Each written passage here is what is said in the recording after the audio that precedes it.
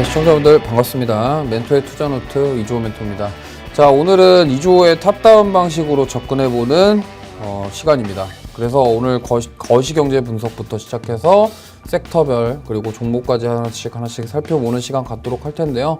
정말 지난주에 시장이 많이 빠졌다가 회복을 하긴 했습니다만 충격에서 완전히 벗어났다라고 판단하기엔 좀 어려울 것 같습니다. 그리고 특히나 주말 동안 해리스의 지지도 올라가면서 계속적으로 지금 관련주들 등락이 거듭하고 있고, 특히나 테마주들 위주로 개별 장세가 계속적으로 이어지고 있습니다. 그래서 사실 지수는 올랐는데 조금 대응하기가 좀 어렵다라고 생각하시는 분들이 많으실 거라고 생각하는데, 사실 지금 시장 자체가 외부 변수가 너무 크다 보니까 그 큰 변수들을 뭔가 해소할 만한 것들이 안 나오는 이상 변수가 또 추가되고 하면서 좀 수급적으로도 굉장히 좀 빠르게 움직이고 있고, 그리고 내가 이쪽 섹터가 오늘 긍정적으로 봤는데 갑자기 올라가다가 또 빠져버리고 다른 쪽으로 수급이 이동해버리는 그러한 지금 변동성이 굉장히 큰 장세이기도 합니다. 그러다 보니까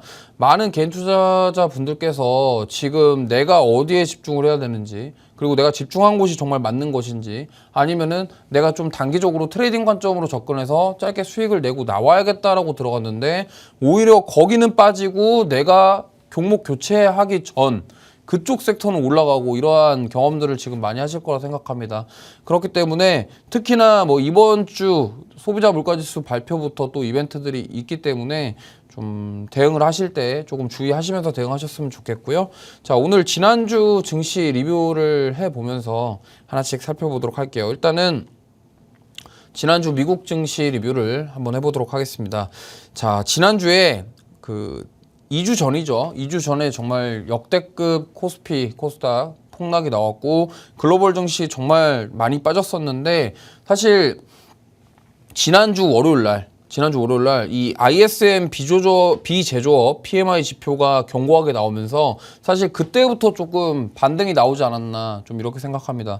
사실 국내 증시는 그날 굉장히 많이 빠졌었는데 저녁에 이제 미국 증시는 좀 반등을 하기 시작했고요. 여기 보면은 증권사라던가 이러한 뉴스 기사들을 보면은 ISM 서비스업 PMI가 확장으로 전환이 됐고 경기 침체 공포가 완화됐다라는 소식과 함께 지난주에 어느 정도 반등이 나오긴 했습니다. 그럼 보면은 실제로 8월 5일 저녁 밤에 이러한 지표가 발표가 됐었는데, 사실 서비스업 PMI랑 합성 PMI 같은 경우는 예상치를 하회했었습니다. 근데 이전치보다 살짝 둔화하긴 했습니다만 거의 비슷한 흐름이 나왔고, 중요한 것은 ISM 서비스업 PMI 지표가 예상치에 부합했다라는 점, 이전치보다 높게 나왔고, 원래 이전치가 50이 안 되는 48.8이었는데 50이 넘게 나왔다라는 측면에서 이게 경기 침체가 맞냐에 대한 의구심이 드는 그런 상황이었습니다.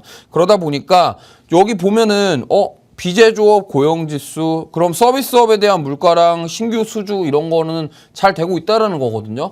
그러면 여기서 우리가 생각해 봐야 될 게, 그러면 제조업 PMI가 예상치를 둔화했기 때문에 시장에 충격을 받았고, 그거와 더불어서 여러 가지 엔캐리 트레이드 청산이라던가 지정학적 리스크라던가 AI 수익성에 대한 불안감이라던가 여러한 이슈들이 많았는데, 하필 그때 제조업 PMI가 예상치를 둔화해서 급락이 나왔는데, 그러면 과연 이 서비스 PMI를 봤을 때는 미국이 경기 침체가 맞는 것이냐에 대한 궁금증이 생기게 되어 있습니다. 그래서 제가 좀 말씀드릴 게, 이게 맞는 건지 아닌 건지 우리가 결론을 낼 수는 없어요. 하지만 다른 지표들을 또 보겠습니다. 그리고 지난주에 실업수당 청구 건수가 나왔는데요, 예상치를 하회했습니다. 쉽게 말씀드리면 실업수당 청구 건수는 뭐냐면, 우리나라 같은 경우는 이제 회사에서 부득이하게 퇴사 처리가 될 경우에는 고용청에 가가지고 실업급여 신청을 하죠. 그거랑 비슷한 개념이라고 보시면 됩니다. 그렇다 한다면 신규 실업수당 청구 건수가 줄었다라는 거는 일하고자 하는 사람들이 있다라는 거고, 일을 그만둔 사람이 줄었다라는 거잖아요. 그러면 이러한 측면에서 봤을 때 과연 이것도 고용에 대한 둔화가 맞는 것이냐에 대한 의문. 그러면서 지난주 목요일 날 이 지표가 나오면서 또 증시는 올랐습니다. 그러면 우리는 도대체 그러면 뭘 보고 투자를 해야 되는 거냐, 이런 생각이 들 거라고 저는 생각을 하고 있습니다. 근데 사실 어려워요. 왜냐면 지금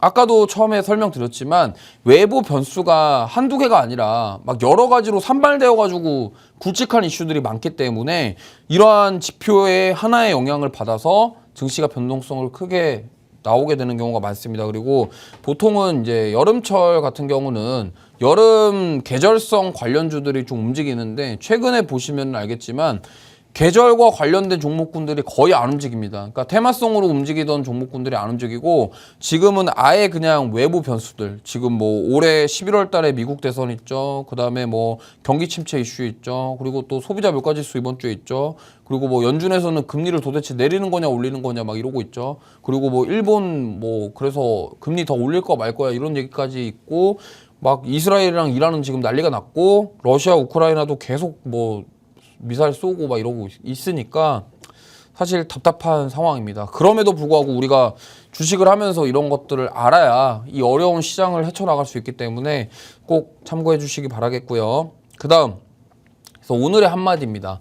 자, 미국은 서비스업의 나라다. 왜 이 말씀을 드리냐면 앞서 말씀드린 내용과 좀 연결되는 부분인데 가만히 보시면요. 미국은 제조업의 나라가 아니라 서비스업의 나라입니다. 여기 데이터를 보시면요. GDP 대비 서비스 산업 비중인데 지금 미국이 월등히 높다라는 걸 볼 수 있죠. 왼쪽에 보시면 OECD 국가 평균이 71인데 미국이 77.6이에요. 우리나라 보세요. 우리나라 57이죠. 우리나라는 뭐예요? 우리나라는 제조업의 나라입니다. 무슨 말이냐면 자, 삼성전자, SK하이닉스, LG에너지솔루션, 삼성바이오로직스, 현대차 코스피 시가총액 상위 5등 안에 드는 종목군들이 전부 다 제조업입니다. 근데 미국을 볼까요? 미국은 애플, 그 다음에 마이크로소프트, 아마존 다 서비스업입니다. 무슨 말이냐면 그들은 제조업이 아니라 서비스업을 하고 있다는 거예요. 그러니까 여기서 이제 차이가 나는 거고 일반적으로 제조업이 2차 산업이고 3차 산업이 서비스업들을 통틀어서 3차 산업이라고 합니다. 그렇기 때문에 그러면은 자 GDP 대비 서비스업 비중이 70%가 넘는 미국이 과연 제조업 PMI가 낮게 나왔다고 해서 그거를 경기 침체로 봐야 되는 것이냐. 여기서 저는 의구심이 든다라는 말씀을 드리고 싶은 겁니다. 왜냐하면 서비스업 PMI는 오히려 확장 국면에 들어갔는데 과연 제조업 PMI가 낮아졌다고 해서 이거를 과연 아래 공포라고 얘기하는 게 맞는 것인가 이런 생각이 드는 거고 오른쪽 같은 경우는 이제 서비스업 PMI 관련된 그런 지표가 그래프화 되어 있는 것인데요. 사실 이 확장 국면에서 그 밑으로 떨어지는 게 거의 뭐 그렇게 막 심각하게 빠지고 있지 않아요. 그 말인즉슨 뭐냐면 물론 22년도에 금리를 좀 많이 올리면서 살짝 둔화된 모습이 나오긴 했습니다만 지금 뭐예요? 확장 국면에서 계속적으로 지지를 받으면서 유지해준다라는 측면.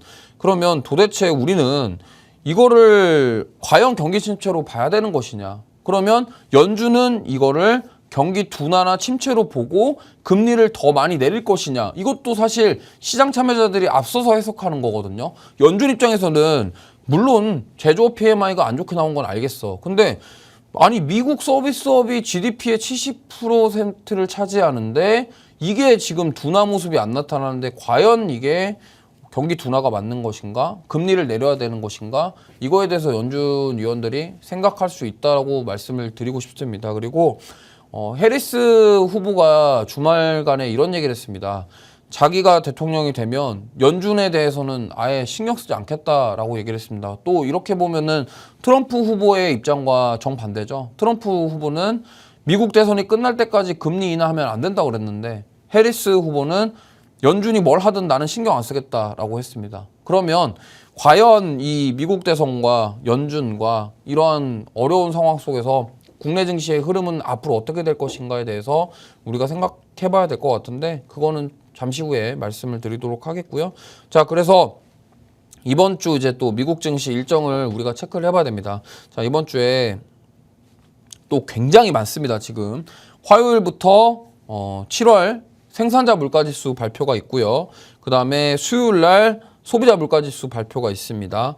그리고 목요일 날 또 여러 가지 그 경제 지표들이 있어요. 산업 생산, 뭐 이런 소매 판매, 그 다음에 제조업 지수 또 이게 있거든요. 그럼 만약에 또 목요일 날 제조업 지수 또 낮게 나오면 또 경기 침체 우려냐 뭐 이런 식으로 얘기 나올 수도 있어요. 하지만 목요일 날 만약에 소매 판매라던가 산업 생산 지표들이 잘 나온다 그러면 아마 경기 둔화, 아래 공포에 대해서는 어느 정도 저는 해소되지 않을까 싶습니다. 그래서 이번 주가 어느 정도 보면은 방향성, 추가 방향성이 정해질 수 있는 그런 한 주가 아닐까 생각이 들고요. 가장 중요한 거는 어쨌든 생산자 물가지수랑 소비자 물가지수가 예상치를 둔화하는 게 낮게 나오는 게 가장 좋아요. 왜냐면 일단 물가가 안정적으로 되고 있다라는 모습이 나온다 그러면 시장 참여자들이 기대하고 있는 금리 인하로 갈 가능성이 높다라고 생각할 수 있겠고, 그리고 만약에 소매 판매라던가 산업 생산 이런 지표들이 잘 나온다 그러면 아무래도 경기 침체가 없을 것 같은데 이렇게 생각해 볼 수도 있겠죠. 그러면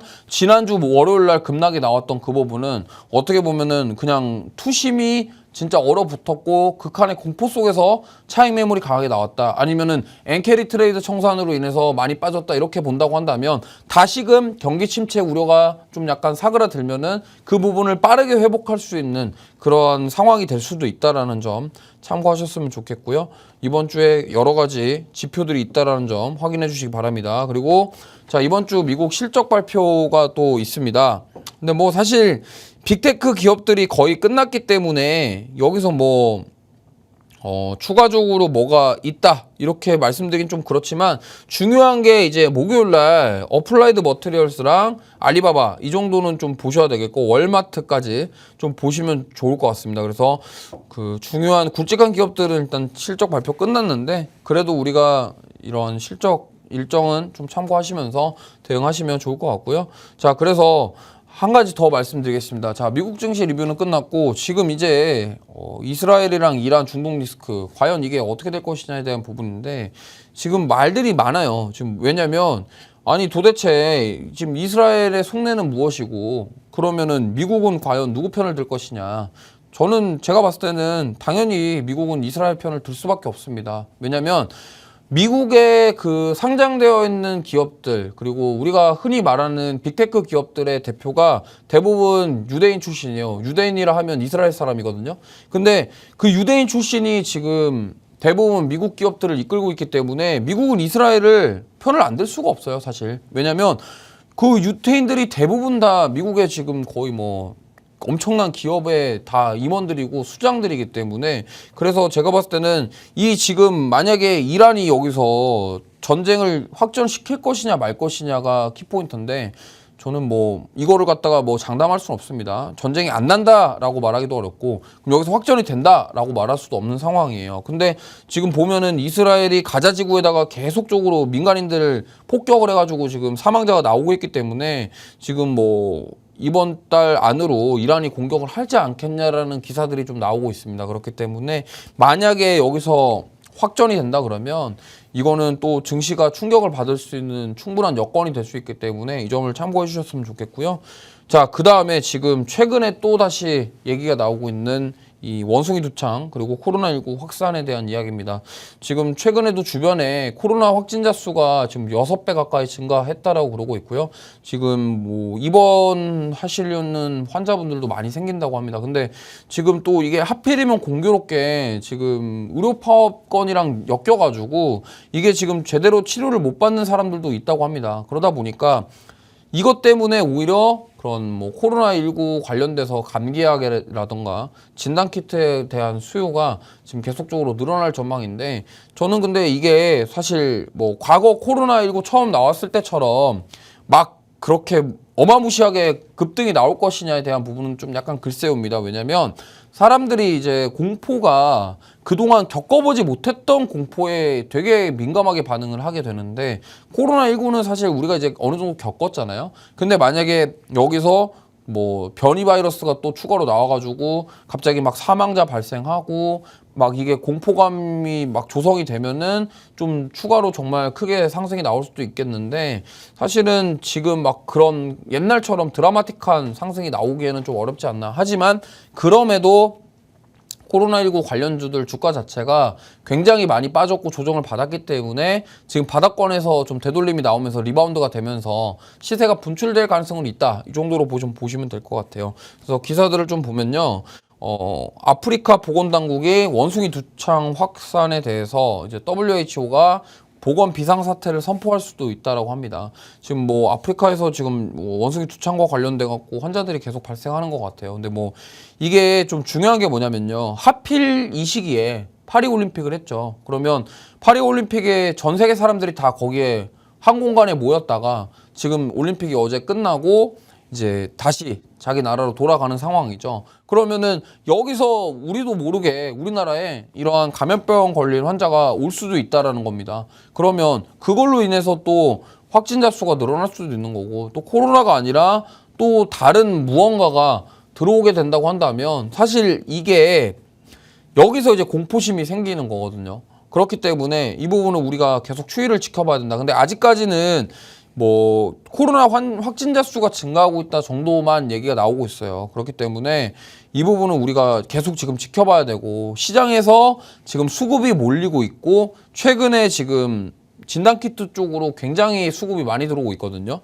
그러다 보니까 역시나 이제 사람들이 이렇게 생각하는 겁니다. 자, 진단키트가 품절이 될 것 같아. 그리고 코로나 확진자 수가 증가되면은 그거와 관련된 치료제도 수요가 늘어나고, 뭐 유행이 하게 되면 사람들이 겁먹으니까 마스크도 쓰게 되고, 진단키트를 뭐 평소엔 안 사다가 계속 구매를 하게 되겠죠. 그러면은 어떻게 되겠습니까? 그동안 진단키트주들 기업에서는 돈을 못 벌었었는데, 만약에 이러한 이슈로 인해서 진단키트가 계속 많이 팔리게 된다고 한다면 이제 3분기죠. 3분기 실적에 이 부분이 반영될 수도 있다라는 겁니다. 그러면 하반기에 만약에 여기서 진단키트가 잘 팔리고 진짜 없어서 못 파는 상황이 생기면, 과거에 우리가 겪어보셨겠지만 20년도에 진단키트 기업들 중에 좀 시가총액 큰 기업들이 돈을 굉장히 많이 벌었어요. 회사에서 진단키트 판매로 인해서. 그렇기 때문에 이러한 부분들이 그때처럼은 아니지만 좀 어느 정도 실적에 반영이 될 수도 있다라고 한다면,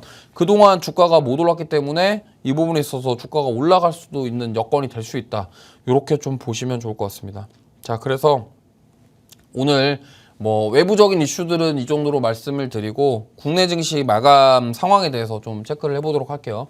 일단 코스피 먼저 보겠습니다. 코스피는 자, 오늘 그래도 2600선을 탈환을 했는데, 사실 이게 월요일날 시가가 2600선이어서 이제 그때 빠지기 전으로 돌아온 거예요. 근데 사실은 지난주 월요일날 많이 빠지긴 했습니다만, 그 전주에 그러니까 8월 1일부터 보시면요, 원래 2800 근처에 있었는데 빠진 거예요. 그 말인즉슨 뭐냐면 3거래일 만에 400포인트를 뺐다가 지금 이제 절반 회복한 겁니다. 그럼 뭐예요?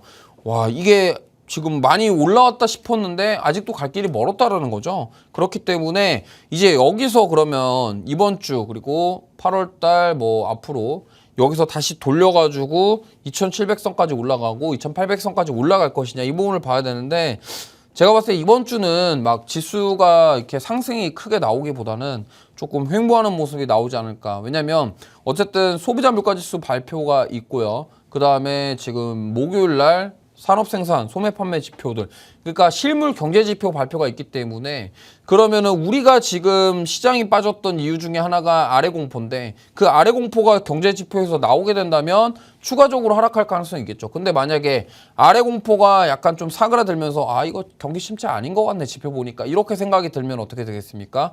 반등이 추가적으로 나오면서 원래 빠지기 전 2800선까지도 단기간에 한번 노려볼 수 있다는 겁니다. 그렇기 때문에 지금 제가 봤을 때는 변곡점이라고 생각을 해요. 만약에 지금 이렇게 급락이 나왔다가 데드캣 바운스가 나온 이후에 다시 시장이 하락할 수도 있고요. 그게 아니라 어느 정도 우리가 겪었던 그 공포들이 좀 해소가 된다고 한다면 오히려 여기서 빠지기 전까지도 우리는 반등을 한번 노려볼 수 있지 않을까, 이렇게 생각하고 있기 때문에 지금 뭐 사실 정답은 없습니다. 이게 지금 여기서 무조건 빠질 거야 이것도 아니고요. 그렇다고 무조건 반등이 나올 거야 이렇게 섣부르게 말하기가 어렵기 때문에, 일단 저는 개인적으로 이번 주는 좀 시장을 좀 멀리서 좀 뭐 현금을 만드실 수 있는 분들은 수익 챙겨서 현금화 시키고, 그래서 좀 지켜보자입니다. 왜냐면 지금 만약에 여기가 수급이 들어오네 그러고 따라갔다가 갑자기 시장 방향성이 정해지면서 내가 들어간 쪽은 빠지게 되고 그렇게 된다고 한다면 손실을 보는 것만 문제가 아니라 만약에 시장 주도 섹터가 확 바뀌어버려가지고 거기로 아예 사는 사람들이 없다고 한다면 몇 달 동안 탈출을 못할 가능성도 있어요. 그러면 강제로 또 단기 투자를 하게 되는 그런 상황도 발생할 수 있기 때문에 그러한 매매를 하실 때 그러한 점은 좀 주의를 하시기 바랍니다. 그리고 코스닥도 한번 볼게요. 자, 코스닥 같은 경우는 코스피보다는 조금 회복력이 좋습니다. 근데 이러한 이유 중에 하나는 바이오 섹터인 것 같고요. 최근에 좀 반등이 나오고 있는 2차전지 섹터들. 그러니까 2차전지 코스닥에 지금 포진해 있는 상위 종목들 중에 대부분 바이오랑 2차전지예요. 그러니까 이쪽에서 지금 끌어주니까 지수가 올라오고 있다 이렇게 보시면 될 것 같고요.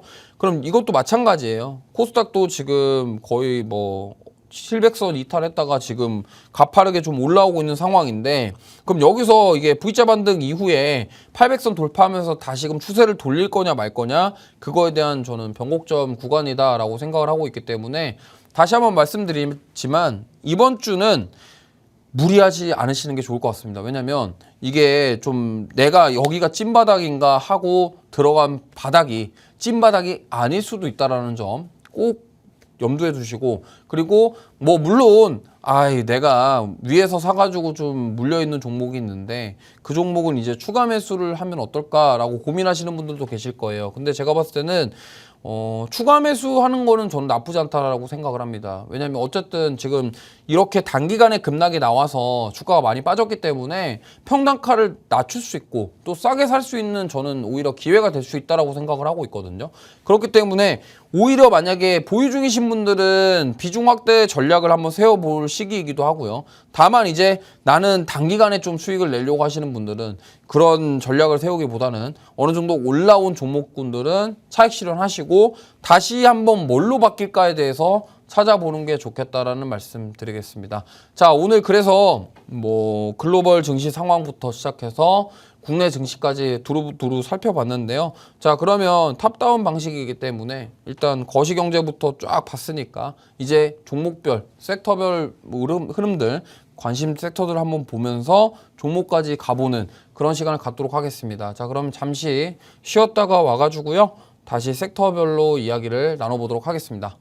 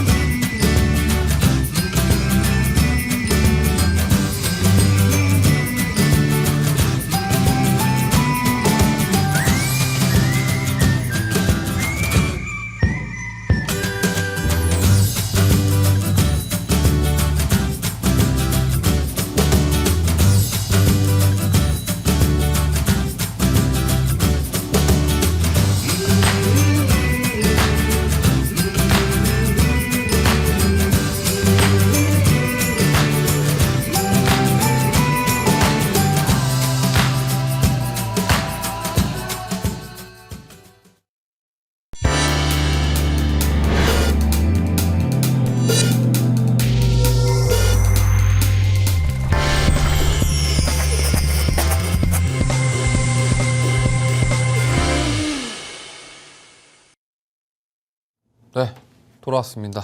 자, 이제 특징 섹터 볼 건데요.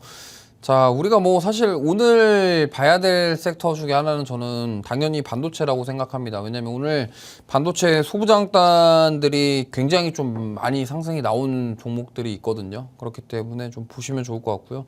그래서 많은 분들이 궁금하실 게 반도체 이제 찐반등 하는 걸까요? 뭐 이런 질문들을 많이 하실 것 같아요. 그래서 제가 질문을 정해봤는데 이게 사실 아까도 말씀드렸지만 결국에는 반도체가 올라가야 코스피가 올라가기 때문에 찐반등을 하냐 안 하냐 아직은 모르겠답니다. 왜냐하면 여기서 만약에 한 번 더 꺾일 수도 있어요. 그렇기 때문에 좀 너무나 긍정적인 회로를 돌리시면서 좀 보시기보다는 반대로 됐을 때 가능성에 대해서 우리가 고민을 해보자라는 취지로 좀 경계감을 가지자라는 취지로 이런 좀 섹터를 준비를 해봤습니다. 자, 첫 번째로 뭐 반도체 하면 우리가 삼성전자, 하이닉스 봐야 되겠죠. 보면은 자, 삼성전자 먼저 볼게요. 지금 삼성전자는 빠진 다음에 회복력 자체가 굉장히 약합니다. 지금 보면은 바이오 같은 경우는 특히나 삼성바이오로직스 같은 경우는 사실 오히려 월요일날 지난주 월요일 8월 5일날 대참사 이후에 52주 신고가도 경신을 했고요. 특히나 이제 코스닥에 있는 알테오젠 같은 경우도 거의 다 회복을 했고 그 이상으로 올라갔단 말이죠. 근데 도대체 삼성전자는 왜 이런 것일까요? 뭐 여러 가지 이유가 있습니다. 뭐 많은 이유 중에 하나를 말씀드리면 TSMC 실적이 7월께 잘 나왔습니다. 근데 삼성전자는 TSMC의 경쟁사죠. 근데 물론 삼성전자가 그렇다고 해서 실적이 나쁘게 나온 게 아닙니다. 근데 TSMC 같은 경우는 실적이 너무 잘 나왔고 그럼 앞으로도 TSMC는 실적이 더 잘 나올 거고 그리고 그렇다 한다면 지금 어쨌든 2위 파운드리 2위에 위치하고 있는 삼성전자 앞으로 더 나아갈 수 있는 그런 가능성에 대해서 우리가 생각해 보면 이거 쉽지 않겠는데 라는 생각이 지금 드는 상황입니다. 왜냐하면 TSMC는 잘 나가요. 근데 인텔 보면은 인텔은 주가가 완전 와장창 무너졌어요. 그리고 거기 이미 지금 인원도 감축한다고 합니다. 그러면은 뭐냐면 자, 미국의 제조업 PMI가 둔화세가 나왔죠. 그러면은 미국에서 지금 뭐 그 제조업 PMI에 미국 공장 그러니까 삼성전자라던가 하이닉스의 미국 공장에 대해서 가동하는 그런 부분들도 어느 정도 영향을 미칠 수 있겠죠. 그렇기 때문에 그러면 뭐 TSMC는 안 그러냐? 당연히 뭐 다 영향을 받겠죠. 그렇지만 지금 TSMC가 워낙 지금 미국 빅테크 기업들로부터 거의 독점 공급하는 수준으로 지금 입지를 다져가고 있기 때문에 과연 삼성전자가 TSMC를 따라잡을 만한 트리거가 될 수 있는 게 있냐에 대한 부분에서 저희는 의구심이 든다라는 거예요. 그리고 삼성전자 지금 HBM 콜 테스트 외신 로이터에서는 통과했다 하는데 삼성전자는 막상 공시가 없어요. 그리고 삼성전자에서는 우리 아직 진행 중인데 라고 합니다. 그럼 이제 투자자들 입장에서는 아니 이거 누구 말을 믿어야 돼? 이 생각이 되는 거고 그러다 보니까 회복력 자체가 이제 주가 딸리는 이유가 불안한 거죠. 왜? 아니 이거 살려고 보니까 그럼 도대체 HBM 언제 통과하는 거야? 그러면 TSMC 따라잡을 무기가 뭔데? 이런 생각을 하다 보면은 삼성전자 아직 아닌가? 이런 생각을 할 수 있다라는 거죠. 그러다 보니까 수급 자체가 뭐 개인들의 투자자들의 돈을 가지고 삼성전자 주가를 끌어올릴 수 있을 만한 그런 여건이 안 돼요. 그러면 결국에는 외국인 기관 메이저 수급들 들어와 줘야 되는데 그러면 삼성전자 주가가 지금 이렇게 지지부진한 이유는 뭐겠습니까? 외국인들과 기관들이 안 산다라는 소리겠죠. 그러니까 막 그렇게 강하게 사지 않는다는 거. 어느 정도 빠져나가는 물량들 그냥 받아주는 정도인 거지 이게 지금 막 삼성전자 급등할 정도의 뭔가가 모멘텀이 없다라는 겁니다. 그렇기 때문에 지금 삼성전자 주가의 회복력 자체는 굉장히 저조하다. 하지만 저는 중장기적으로 봤을 때는 굉장히 매력이 있는 가격대라고 생각해요. 왜냐면 지금 88,800원에서 이렇게 단기간에 급락이 나왔고요. 그러고 나서 지금 이 상황에서는 사실 이렇게만 봤을 때는 삼성전자가 실적이 안 좋다 이런 것도 아니에요. 역대급 영업이익이 나왔고요. 그리고 앞으로 HBM뿐만이 아니라 뭐 CXL도 있고요. 그럼 여러 가지 상황들 그 다음에 하반기에 디램이랑 낸드 잘 될 거라고 하는데 업황 좋아질 거라고 하는데 사실 디램 낸드는 삼성전자 1위거든요. 그렇기 때문에 이거를 지금 삼성전자 주가가 왜 안 움직이지? 이렇게 생각하면은 답이 없어요. 그렇기 때문에 이거를 단기적으로는 이게 투자자들 입장에서는 지금 돈이 들어가기에는 약간 좀 망설여지고 외부적인 변수가 많고 이런 것들이구나. 그렇다 한다면 뭐겠습니까? 어느 정도 지금은 분할 매수 관점으로 중장기적으로 대응하시는 게 좋겠다라는 말씀 드리겠습니다. 자, 그 다음에 하이닉스도 마찬가지입니다. 하이닉스 같은 경우는 삼성전자보다는 그나마 좀 나아요. 회복이 좀 빠르긴 한데 그렇지만 하이닉스는 워낙 또 많이 빠져가지고 거의 20만 원에서 15만 원 가는데 3거래일밖에 안 걸렸거든요. 그렇기 때문에 이것도 지금 마찬가지입니다. 근데 뭐 하이닉스가 실적이 안 좋냐? 아니에요. 실적 좋고 하반기에도 HBM 납품에 대한 모멘텀은 계속 됩니다. 그리고 역시나 하이닉스도 디램이랑 그 다음에 낸드 쪽 관련된 그런 모멘텀 계속 있습니다. 그렇기 때문에 하반기 실적이 더 기대되는 삼성전자랑 하이닉스인데 지금 어느 정도 반등이 나오고는 있지만 그래도 빠르게 회복하지 못하는 이유는 아까 말씀드린 그런 이유도 있다라는 점 참고하시면 좋겠습니다. 자, 그 다음에 소부장단으로 좀 가볼게요. 자, 이수페타시스인데요. 자, 이 종목도 하이닉스랑 차트가 비슷합니다. 근데 생각보다 이 종목도 회복을 못하고 있어요. 뭐 여러 가지 이유가 있겠지만 가장 큰 이유는 저는 이렇게 생각합니다. 그 엔비디아의 블랙웰에 대한 지연 이 부분, 그리고 지금 이스페타시스가 어쨌든 AI 가속기에 대한 MLB 기판에 대해서 공급을 하고 있기 때문에 만약에 엔비디아 향에 대한 기대감으로 주가가 많이 올랐고, 물론 실적도 좋지만 그거에 대한 기대감이 컸기 때문에 블랙웰의 지원에 대한 소식에 대한 부분들은 아무래도 이스페타시스의 주가 조정을 불러오기에는 큰 이유였다고 생각을 하고 있고, 그러다 보니까 지금 어쨌든 엔비디아 실적 발표가 8월 말쯤 22일인가로 알고 있는데, 그때 만약에 AI에 대한 부분들이 가이던스가 좋게 나오거나 뭐 3분기에 이 정도 괜찮을 것이다라는 게 나오지 않는 이상 만약에 또 올라가는 듯 하다가 빠질 수도 있는 걸 우리가 생각해 보자라는 말씀 드리겠고요. 그 다음에 결이 좀 다른 종목이 하나 있습니다. 이게 이제 결이 좀 다른 종목인데, 하이닉스랑 지금 대부분 소부장들, 그러니까 HBM과 관련된 종목들 오를 때 이 종목은 못 올랐어요. 이 종목은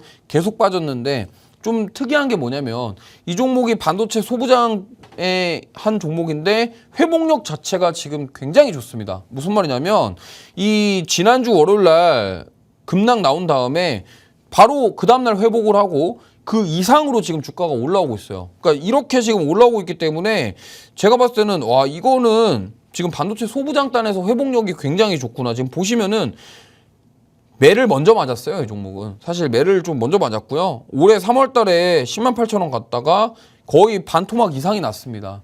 그 말인즉슨 뭐냐면 주가가 이렇게까지 흘러내렸던 이유는 여러 가지 이유가 있겠지만 실적에 대한 부분이었습니다. 그러니까 23년도 실적이 안 좋았고요. 그다음에 올해 1, 2분기 실적이 안 좋았기 때문에 이미 주가가 선반영돼서 먼저 매를 맞았다. 그러면 최근에 반도체 섹터 급락 나올 때 이 종목은 영향을 받았냐? 아니라는 겁니다. 이미 다 빠져 있었기 때문에 그러면은 반도체 저가 매수의 기회라고 생각하는 투자자들 입장에서는 그 메이저들은 어떻게 생각할까요? 이게 미리 빠졌으니까 매력 있지 않을까? 근데 중요한 거는 아직도 외국인들은 팔고 있어요. 근데 이게 신기한 게 뭐냐면 외국인들이 지금 파는 거는 제가 봤을 때는 일부 차익 실현을 하는 것 같습니다. 무슨 말이냐? 지금 그동안 주가가 계속 빠질 때 담았던 주체는 외국인이에요. 외국인이 그만큼 담아놨다가 이제 어느 정도 올라오니까 좀 어느 정도 비중 덜어내면서 익절을 하자. 그리고 외국인들은 아직도 물량을 가지고 있죠. 근데 기관이 최근에 삽니다. 그리고 개인들은 뭐 하고 있어요? 한 달 내내 팔고 있죠. 그럼 뭐예요? 개인들은 이거는 답이 없다 그러면서 파는 거죠. 그럼 이제 뭐예요? 자, 외국인들은 물량 가지고 있어요. 기관은 들어오고 있어요. 그럼 여기서 만약에 뭔가 이슈가 나오거나 아니면 지금 ISC 같은 경우는 하반기에 기대가 되는 종목 중에 하나입니다. 그렇기 때문에 그거를 바라보고 지금 자금이 들어오는 거라고 한다면 오히려 지금 이렇게 회복력이 좋은 반도체 소부장단에서 이 종목은 탈출구가 될 수 있을 가능성이 높다라는 점 말씀을 드리겠습니다. 자, 그래서 오늘 반도체 섹터는 또 여기까지 하고요. 그다음에 다음 섹터, 자, 신재생 쪽을 한번 볼 건데, 이게 참 이제는 뭐 트럼프 트레이드라는 말도 있고 이제는 해리스 트레이드 이런 말이 나오고 있는데, 사실은 뭐 이 트레이드가 뭐 엔캐리 트레이드 청산 뭐 이거부터 시작해서 아니 트레이드라는 말이 지금 계속 붙어요. 뭐 트럼프 트레이드, 해리스 트레이드. 그럼 그 다음은 뭘지는 모르겠습니다만 일단 지금 해리스가 후보가 인지도가 올라가면서 그 다음에 지금 뭐 거의 뒤집었다고 하더라고요. 트럼프를 앞서고 있다, 지지율이. 그러다 보니까 지금 최근에 또 상승이 나왔었던 그런 의료용 대마 관련주들 오늘도 크게 상승 나왔거든요.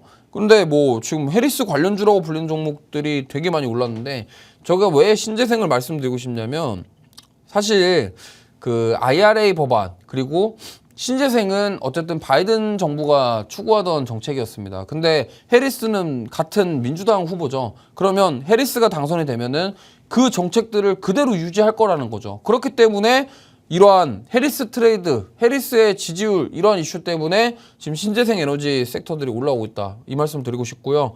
그 중에서도 가장 이제 잘 올라오고 있는 게 이제 CS 윈드인데 사실 CS 윈드는 해리스 트레이드랑 별개로 실적이 워낙 잘 나왔습니다. 그러니까 원래 이러한 풍력이라던가 태양광은 이런 투자 비용이 되게 많이 들어가요. 그래서 투자 비용이 많이 들어가는데 이번에 CS 윈드가 그러한 영업이익이라던가 이런 것들이 굉장히 크게 나오면서 이쪽 이제 가능성 있는 거 아니냐? 이런 사람들에게 이런 인식을 심어줍니다. 근데 공교롭게 여기다가 해리스 트레이드 얘기가 나오면서 CS 윈드 지금 지난주에도 상승 잘 나왔고 오늘도 추가 상승 나오는 모습 보이고 있고요. 사실 이것도 사실 금리 인상하면서 가장 크게 피해를 봤던 섹터 중에 하나가 바로 신재생이기 때문에 어느 정도 저는 리바운드가 되는 거라고 생각을 하고 있는데 여기서 공교롭게 실적까지 잘 나오니까 단기간에 이런 탄력적인 모습이 나온다 이렇게 보시면 되겠고요. 자, 그 다음에 이제 하나솔루션인데 자, 아까 그 CS 윈드는 풍력인데 여긴 또 태양광이죠. 태양광도 오늘 뭐 지난주 이렇게 해가지고 상승이 좀 나오는 모습이 나오고 있습니다.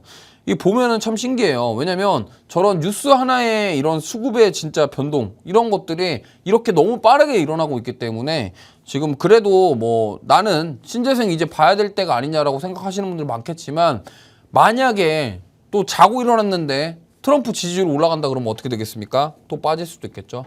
그러니까 변동성이 클 수 있다는 점을 꼭 경계하셨으면 좋겠고요. 그 다음에 이제 많은 분들이 지금 애증의 종목으로 마음에 품고 계신 이제 두산 에너빌리티인데 사실 두산은 지금 기업 문제가 많아요. 그러니까 뭐 사실 원래 두산 에너빌리티 밑에 있던 밥캣을 빼가지고 두산 로보틱스에 집어넣는 계획으로 뭐 이런 여러 가지 것들을 진행하려고 했는데 지금 금감원에서 브레이크 걸고 있죠. 그러다 보니까 이게 지금 어떻게 될지 모르니까 두산 관련 그룹주들이 전부 다 빠졌습니다. 근데 두산 에너빌리티는 신재생하면서 왜 올랐냐? 원전 때문에 올랐죠. 그렇기 때문에 이것도 이렇게 반등이 나오고 있다는 점 참고해 보시면 좋겠습니다. 자, 그 다음 섹터는 제가 지금 방송할 때마다 최근에 말을 하고 있는 제약바이오입니다. 제약바이오인데 제약바이오에 제가 그동안 바이오시밀러랑 CDMO 얘기를 했다고 한다면 이제 오늘은 하나 더 추가됐어요. 바로 진단키트입니다. 진단키트가 추가됐고 갑자기 진단키트가 왜 들어온 거냐? 아까 처음에 약간 말씀을 드렸죠. 그래서 지금 제약바이오들 올라가는 거 보면은 이 실적 모멘텀이 있는 제약바이오 그룹주들이 그 섹터 내에 있는 종목들이 상승이 나옵니다. 근데 바이오시밀러랑 CDMO는 많이 들어보셨을 건데 진단키트가 여기 왜 끼냐? 그거는 제가 이따 설명을 드릴게요. 자, 그래서 제약바이오 보면은 당연히 이제 요즘에 잘 나가고 있는 셀트리온인데 셀트리온이 최근에 이제 실적 발표하면서 진펜트라에 대한 기대감 이 커지고 있습니다. 그리고 진펜트라에 대한 매출의 가능성 커지고 있고요. 또 오늘 제가 뉴스가 하나 나왔던 것 같은데 그 삼상 승인 관련된 신제품이 하나 또 있어요. 그래갖고 제 이름이 갑자기 생각이 안 나는데 그거 관련돼서 이슈도 있습니다. 그렇기 때문에 요게 만약에 지금 미국 시장 쪽에 계속 진펜트라부터 바이오시밀러 추가적으로 승인을 받고 판매를 하게 된다 그러면요. 요게 지금 어떻게 되겠습니까? 하반기에 실적으로 그대로 찍혀줄 수 있다는 거고요. 이게 또 내년까지 이어진다 그러면 어떻게 되겠습니까? 추가적으로 상승이 가능할 수도 있다라는 겁니다. 그렇기 때문에 우리가 보면은 키트루다라고 합니다. 키트루다고요. 어쨌든 이 부분이 지금 삼상 진행 중이고 요게 판매 허가가 나게 될 경우에는 같이 진펜트라랑 같이 매출을 나오게 할 수 있다. 그러다 보니까 최근에 상승세 잘 이어가고 있습니다만 앞으로도 저는 좋을 것이다라고 생각을 하고 있습니다. 자, 그다음에 오늘 52주 신고가 경신하는 리가캠바이오인데요. 사실 여기 지금 ADC 이중항체 관련돼서는 기술력이 좋다라고 소문이 나 있는데 지금 바이오 섹터들 가만히 보시면은 뭐 바이오시밀러라던가 CDMO라던가 이런 이중항체라던가 이런 기술이거든요. 그러니까 이중항체도 그렇고요. 그다음에 SC 제형 그러니까 피하 주사 활용하는 그런 플랫폼 사업을 하는 뭐 여러 가지 그런 기업들 보면요. 이제 이 기술 이전에 대한 기대감 그리고 이걸 만약에 기술 이전 했을 때 좀 약을 점점 더 확장할 수 있다라는 그런 모멘텀들 이러한 것들이 지금 주가를 상승을 불러오고 있거든요. 그렇기 때문에 리가캠바이오도 오늘 신고가 경신했는데 역시나 이 부분도 이중항체 관련된 모멘텀이 있다라는 점. 그다음 마지막으로 이제 진단 키트도 우리가 하나 봐야겠죠. 수젠텍인데 사실 이 종목은 제가 그렇게 썩 좋아하는 종목은 아닌데요. 이게 너무 강하게 올라오고 있어서 안 볼 수가 없어서 좀 말씀을 드리겠습니다. 지금 이 종목이 7월 19일 날 4,700원이었습니다. 주가가. 근데 지금 한 달도 안 돼서 2배가 올랐어요. 2배가 올랐고 거의 뭐 정말 이게 무슨 난리가 난 것 마냥 올라가고 있거든요. 그래서 많은 분들이 이 수젠텍 보시면은 와 이거 진단키트 나도 사야겠는데 이 생각이 들 정도로 지금 단기간에 많이 올라다 보니까 이 부분을 우리가 좀 보시면 좋겠고 그래서 오늘 그러면은 탑픽 종목 뭐냐 공략주 뭐냐 생각하실 텐데 진단키트 가져왔습니다. 근데 저는 약간 이런 수젠텍이라던가 랩지바이오로직스라던가 뭐 지금 요즘에 진메트릭스라던가 원숭이 엠폭스랑 막 이런 거 다 섞여가지고 지금 난리거든요. 근데 난리인데 과연 지금 1차적으로 이렇게 먼저 갔던 종목군들을 따라가는 게 맞을 것이냐 아니면은 실적을 만들어낼 수 있는 기업들을 볼 것이냐. 저는 근데 오히려 시가총액도 좀 있고 실적을 만들어줄 수 있는 기업들을 보는 게 좋다라고 생각을 하고 있거든요. 그래서 오늘은 저의 탑픽 종목은 뭐 바로 말씀드릴 건데 좀 그래도 좀 실적이 좀 있고 그리고 시가총액도 크고 좀 뭔가 돈을 잘 벌려고 하는 기업이다 이렇게 보시면 되겠습니다. 자 그래서 종목 말씀드리면 바로 시젠입니다. 시젠도 많이 올라왔죠. 근데 왜 하필 시젠이냐? SD 바이오 센서는 아니냐? 아니 물론 저는 같은 결이라고 생각해요. 근데 SD 바이오 센서랑 시젠이랑 딱 진짜 가장 큰 차이가 딱 있어요. 뭐냐면 지금 시젠이랑 SD 바이오 센서가 과거에 코로나19 때 굉장히 돈을 많이 벌었거든요. 근데 그때 돈을 많이 벌어서 도대체 이 기업들이 어디다 썼냐? 근데 결이 좀 다릅니다. SD 바이오 센서는 그 해외 M&A라던가 그래서 생산 기지를 구축하기 위해서 돈을 썼어요. 그래서 지금 SD 바이오 센서 같은 경우는 인도부터 시작해서 미국, 유럽 공장을 다 가지고 있어요. 그러니까 생산 기지를 다 만들어 놨다는 거예요. 그러니까 SD 바이오 센서는 돈을 벌어 갖고 거기다 쓴 거예요. 그렇기 때문에 그럼 만약에 제가 그래서 시젠을 왜 갖고 왔는지는 이따가 설명드리겠지만 자 이게 문제가 있습니다. SD 바이오 센서가 뭐 잘못했다라는 말은 아니에요. 그래서 뭐 인도 같은데 진짜 인구가 많으니까 거기서 코로나가 좀 유행이 되면은 거기도 진단키트 많이 쓰겠죠. 근데 자 가만히 생각해 보시면 지금 코로나는요 이미 한번 사람들이 무서움을 경험을 했어요. 그리고 나서 이제 거의 풍토병으로 됐단 말이에요. 물론 변이 바이러스가 나오기도 하겠지만 그렇다 한다면 이제 사람들 인식 자체가 두려움이 많이 좀 가셨기 때문에 물론 진단키트 사용량이 늘어나면은 실적에 더 좋은 영향을 미칠 수 있겠지만 저는 한계가 있다고 생각합니다. SD 바이오 센서는. 근데 시젠은 뭐냐면요. 물론 거기 그런 M&A를 하거나 그런 생산기지 확보에 돈을 쓴 게 아니라 여기는 비코로나 제품을 늘리는 데 돈을 썼어요. 무슨 말이냐면 뭐 호흡기 질환이라던가 코로나가 아닌 다른 거를 검사를 하는 그런 검체 장비, 검체 키트 이런 쪽에 돈을 썼단 말이에요. 그럼 무슨 말이냐? 지금 시젠이 요번에 2분기 실적 때 흑자 전환했거든요. 그러면 지금 그 흑자 전환된 매출에서 나오는 게 뭐냐면 비코로나 진단 키트들에서 매출이 발생하는 겁니다. 뭐 호흡기, 뭐 폐렴, 뭐 여러 가지 것들이 있죠. 우리가 지금 뭐 우리가 일상생활에 접하는 질환들, 질병들이 있는데 거기에 진단하는 체외 진단 쪽으로 돈을 많이 썼다. 그러면은 뭐예요? 만약에 실적이 잘 나올 수 있다고 한다면 지금 코로나 진단키트로 인해서 실적이 나올 수도 있겠지만 시젠은 제가 봤을 때는 그게 아닌 다른 쪽, 그러니까 또 다른 감염병이 왔을 때 자기네들이 선두주자에 서기 위해서 미리 준비를 했다. 이렇게 접근을 해보시면은 둘 다 좋지만 그래서 저는 시젠이 조금 더 낫지 않나 이렇게 생각을 하고 있고요. 그래서 투자 포인트 말씀드리면 지금 어쨌든 시젠 같은 경우 역시나 엠폭스 관련주기도 합니다. 원숭이 두창 키트도 있기 때문에 그래서 코로나19라던가 엠폭스 확산 그리고 만약에 이런 WHO에서 지금 비상사태 선언을 하게 되면은 우리 입장에서는 좀 약간 겁나겠죠. 그러고 나서 이거 원숭이 두창 우리나라 오는 거 아니야에 대한 부분들. 근데 만약에 실제로 왔어요. 오면은 이거 관련돼서 좀 수급이 들어올 가능성이 높고 이미 들어왔지만 추가 상승 가능성이 있고 아까도 말씀드렸지만 비코로나 진단 제품 라인업 추가를 통해서 지금 사업 성장에 대한 기대감이 있습니다. 무슨 말이냐면 결국에는 코로나만 진단키트 쓸 거냐? 아니라는 거예요. 코로나 말고 다른 것들, 다른 질환들도 다른 전염병 어떤 게 생긴다고 한다면 그것도 우리가 이런 걸 진단 제품을 사용할 수 있다라는 거예요. 그렇게 된다고 했을 때 물론 그런 다른 감염병이 와야 된다 이런 얘기가 아니라 올 수도 있는 거잖아요. 그렇기 때문에 어쨌든 그 기업의 결이 다른다라는 거죠. SG 바이오센서는 그런 생산 기지를 확보를 했고 이제 CJ는 비코로나 진단 제품에 투자를 했다. 그러면은 둘 중에 어떤 기업이 정답이냐는 투자자들의 몫입니다, 사실.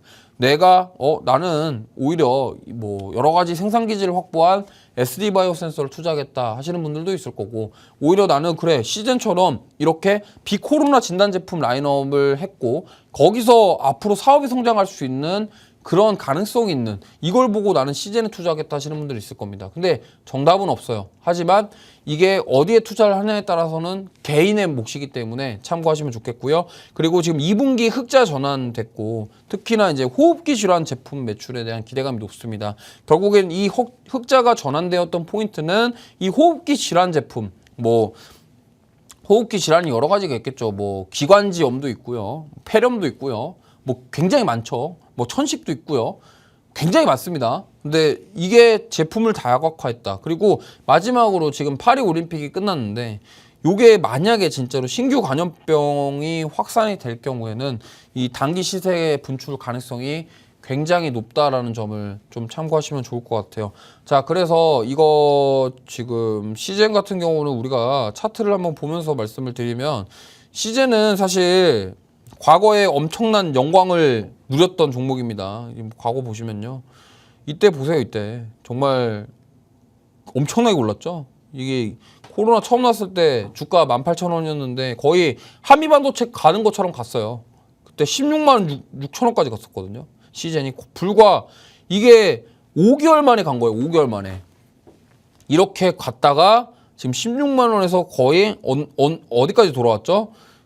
코로나 때 그때 처음 주가로 돌아왔습니다. 그럼 뭐예요? 고점 대비 거의 여기 80% 빠진 거죠? 80% 빠졌기 때문에 이제 여기서 조금씩 올라오고 있는데 이거는 제가 봤을 때는 만약에 지금 그때 코로나에 대한 이슈 때문에 주가가 올랐다가 지금 원래대로 돌아왔는데 다시 4년 만에 코로나 아니면은 또 어떤 감염병이 온다 그러면 제가 봤을 때는 좀 상승할 여력이 충분히 있다라는 점 참고하셨으면 좋겠습니다. 자, 그래서 물론 저는 코로나 확산이 좀 안 됐으면 좋겠고 새로운 감염병이 안 왔으면 좋겠지만 그래도 투자는 또 이러한 부분들을 우리가 고민 안 할 수가 없지 않습니까? 그렇기 때문에 참고해 주시면 좋겠고 저는 솔직히 말씀드릴게요. 시젠이든 SG 바이오센서든 저는 지금 둘 다 좋다라고 생각을 하고 있어요. 하지만 이거에 대해서 뭐가 더 좋냐는 우리 시청하시는 분들의 몫이다. 이렇게 참고하시면 좋겠고요. 자, 그래서 오늘 하루도 정말 고생 많으셨고 이번 주도 정말 시장 답답할 가능성 매우 높습니다. 종목 장세 계속 이어질 가능성이 높고요. 그리고 소비자 물가지수랑 생산자 물가지수 그리고 산업생산, 소매판매 경제지표들까지 있기 때문에 이번 주도 역시나 이벤트가 많고 변동성이 클 수 있다는 점을 꼭 참고하시면서 대응을 잘 하시는 한 주가 되시길 바라겠습니다. 자, 오늘도 하루 고생 많으셨고 남은 하루 편안하게 보내시면서 저는 다음번에 인사드리도록 하겠습니다. 자, 시청해주신 분들 모두 감사드립니다.